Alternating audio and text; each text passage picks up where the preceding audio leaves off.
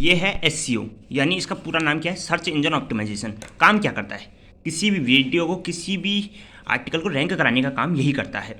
Google एक platform है, Google कुछ नहीं लिखता है, जो लोग लिखते हैं उसको रैंक कराने का काम ये करता है। अब देखिए 3 प्रकार का होता है, ऑन पेज, ऑफ पेज और टेक्निकल।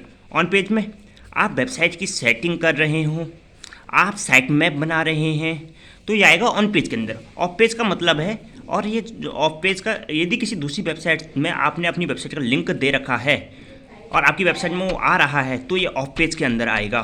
गेस्ट पोस्ट लिख रहे हैं, ये भी ऑफ पेज के अंदर आएगा। फेसबुक में एड्स ऐसे चला रहे हैं, ये सब कुछ ऑफ पेज के अंदर आता है। ऑफ पेज को करने में ज़्यादा टाइम लगता है। और टेक्निकल के अंदर आती है कोडिंग, जितनी भी कोडिंग कर रहे हैं। वहीं एक होता है H1, H2, H3, H4, H5 और H6। अब देखिए H1 क्या होता है।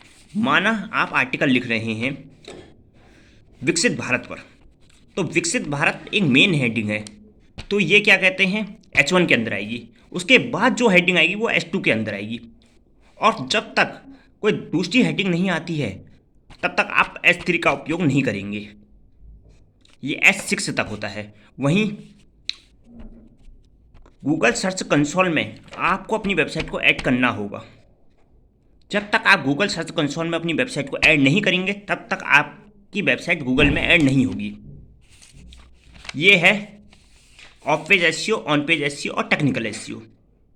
वहीं एक चीज़ आता है डू फॉलो लिंक और नो फॉलो लिंक। इसके बारे में मैंने जानकारी दे रखी है।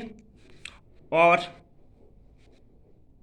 जो आप विज्ञापन एड्स जो चलते हैं वो आते हैं हमेशा ऑफ पेज के अंदर, मतलब वेबसाइट से बाहर जो भी कर रहे हैं वो हमेशा ऑफ पेज के अंदर आएगा। ऑन पेज के अंदर उसकी सेटिंग आती हैं।